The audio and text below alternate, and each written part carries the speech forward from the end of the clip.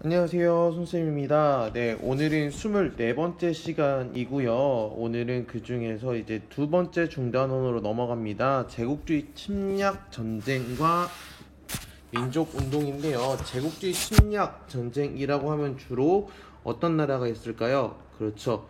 일본이 치른 침략 전쟁에 대한 이야기들을 중점적으로 여기에선 다뤄볼 예정입니다.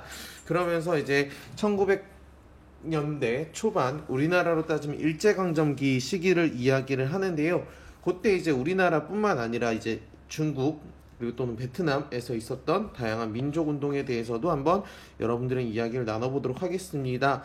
네, 시작하기 앞서 이제 성취 기준이 바뀌었죠. 네, 성취 기준 한번 살펴보시고 넘어갈게요. 제국주의 침략의 실상과 일본 군국주의로 인한 전쟁의 확대 과정을 살펴보고, 그리고 그에 대항한 각국의 민족운동을 비교하며 설명한다 라고 되어 있습니다.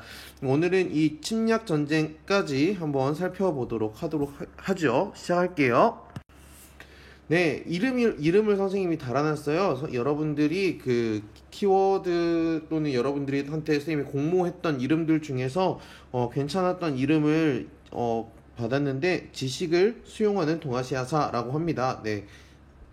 네, 수용하는 동아시아사를 이제 영상에서는 테마를 잡고 여러분들이랑 같이 함께 하려고 합니다. 하나하나 살펴보도록 하겠습니다. 첫 번째는 이제 청일전쟁이 나옵니다. 오늘은 청일전쟁부터 시작을 하는데요.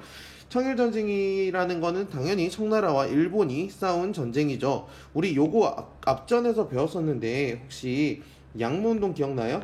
양무운동? 네, 양무운동과 실상으로는 메이지 유신이 이제 맞붙은 전쟁이다라고 보시면 되겠는데요. 배경을 살펴보면은 우리나라 조선에서 동학 농민 운동이 일어납니다.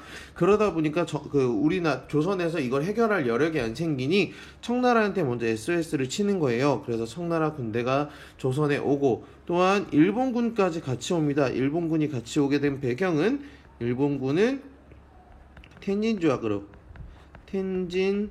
조약이라 그래서 갑신정변에서 맺었던 그 조약을 바탕으로 일본군이 왔는데요. 그러면서 이제 일본군이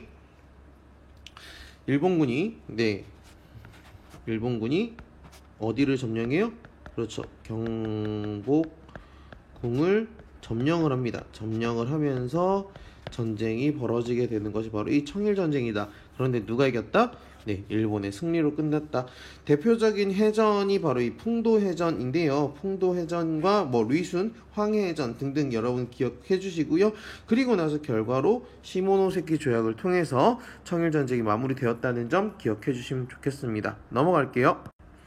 네, 그래서 맺은 조약, 시모노세키 조약입니다. 시모노세키 조약은 여기 위에 있는 거보다 여기서 한번 그 사료를 통해서 한번 살펴볼게요.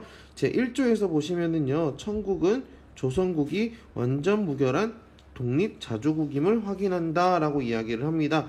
이를 통해서 아예 청과 기존의 중국과 조선이 가지고 있던 조공 책봉 관계가 아예 깨져버렸다라고 여러분들 생각하시면 될 것 같아요. 네, 청과 조선 관계가 아예 깨져버리고 제2조부터는 아예 땅을 랴오둥반도 주고요, 타이완, 태국 주고요, 그러면서 배상금 주고요. 그러면서 아예 전쟁에서 전쟁에 졌다고 항복하는 그런 모습을 보입니다. 그런데 그 중에서 이 랴오둥반도를 차지하려고 하자 러시아를 중심으로 인해서 삼국 간섭이 일어납니다.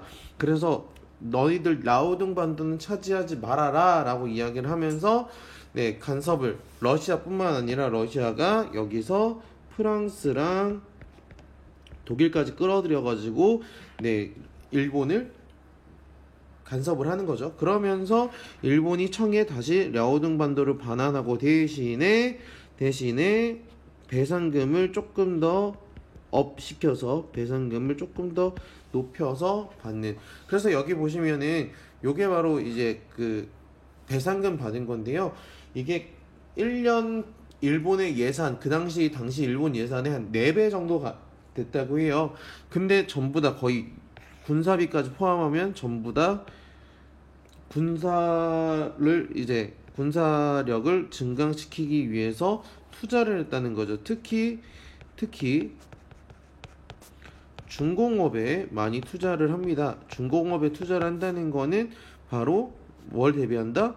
러일 전쟁을 대비한다 라고 여러분들이 생각하시면 될 것 같아요. 넘어갈게요. 네, 여기 사진들 보이시나요? 네, 여기 사진들 보이시면 네, 여기 일천강화 기념관이라고 이 사진들은 다 전부 다 네, 손쌤이 찍은 겁니다. 네.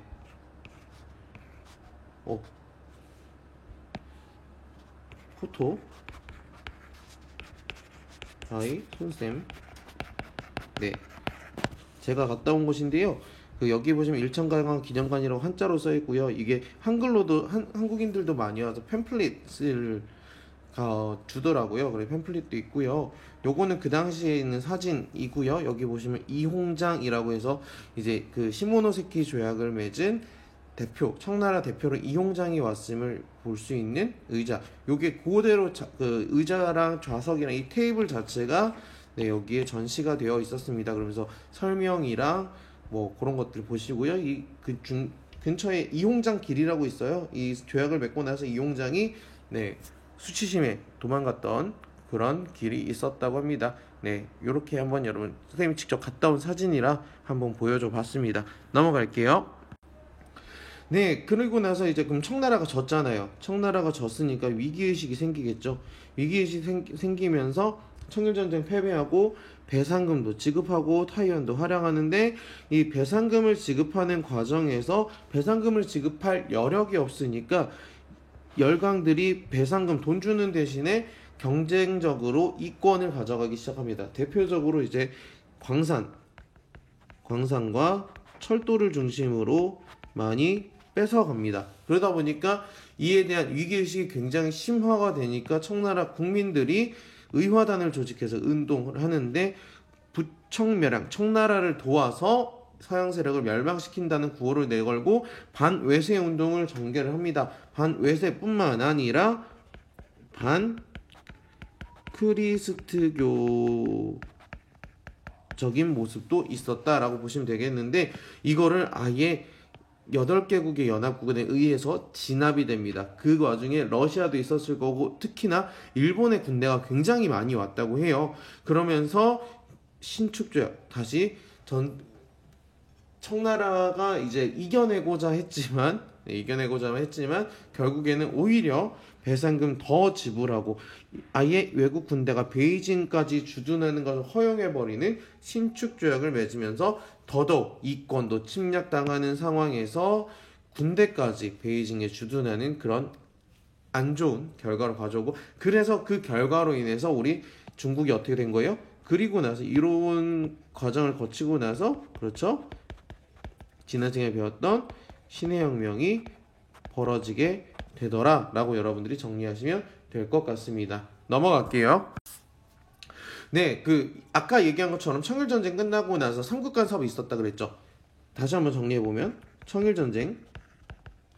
청일전쟁을 하고 나서 끝났더니 삼국간섭이 있었으니 삼국간섭이 있고 네, 그 와중에 청나라에서는 의화단 운동을 하면서 의화단 운동을 통해서 맺은 신축조약을 통해서 만주를 러시아가 차지하게 됩니다. 러시아가 만주를 차지하게 되면서 아예 한반도 근처에 있는 이 만주와 한반도를 두고 러시아와 일본이 서로 대립을 하게 되는 거죠. 정말 이제 불꽃이 팍팍팍 튀기 시작하는 거죠.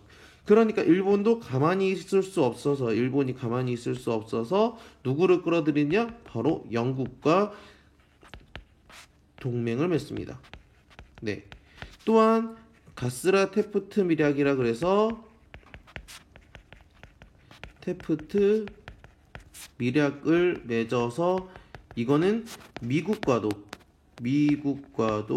네, 친선을 도모하는 그런 모습을 보입니다. 그러면서 대대적으로 이제 1904년에 딱 청일전쟁이 있은 지 10년 뒤에 러일 전쟁이 벌어지게 되는 거죠.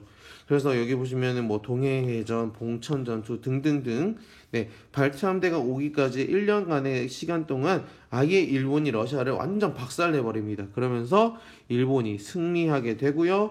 그로 인해 포츠머스 강화 조약을 맺게 되는 거죠. 아예 그래서 일본이 한반도에서 청나라도 아웃, 러시아도 아웃 하면서 한반도에서 우월한 지위를 인정받게 되는 거고요.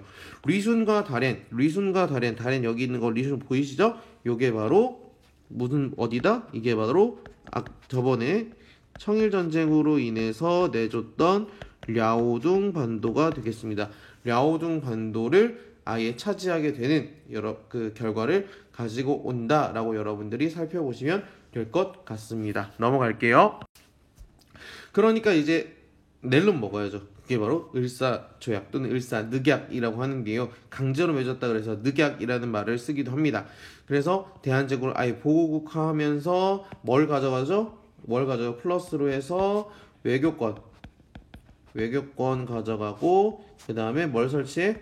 통감부를 설치하게 되더라 라고 여러분들이 기억하시면 될 것 같습니다. 그러면 점점 한국을 병합해버리는 식민지로 병합하는 결과를 가져오면서 일본이 제국주의의 길로 더 들어서게 되더라 라고 정리하시면 될 것 같아요. 네, 오늘 내용 한번 간단하게 정리를 해보면 가장 먼저 시작했던 게 바로 어떤 전쟁? 그렇죠. 우리는 청일전쟁을 먼저 봤습니다. 청일전쟁을 먼저 봤고요.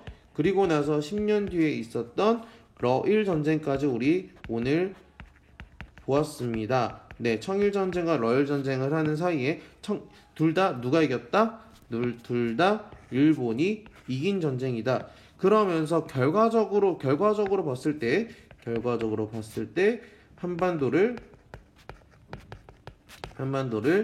식민지화하더라. 라고 여러분들이 오늘 내용을 정리하시면 될 것 같아요. 그 사이에 있었던 거를 여러분들이 한눈에 보시자면 청일전쟁을 통해서 시모노세키 조약을 맺어서 아웃 시켰더니 이거를 삼국 러시아가 간섭을 하기도 하고요. 그래서 그 와중에 청나라는 의화단 운동을 펼치더라. 그래서 이 의화단 운동에서 러시아가 만주를 차지하자 러일 전쟁을 펼치는데 그러면서 영국과 미국을 누구 편으로 연결지어요? 그렇죠. 일본 편으로 연결을 짓더라.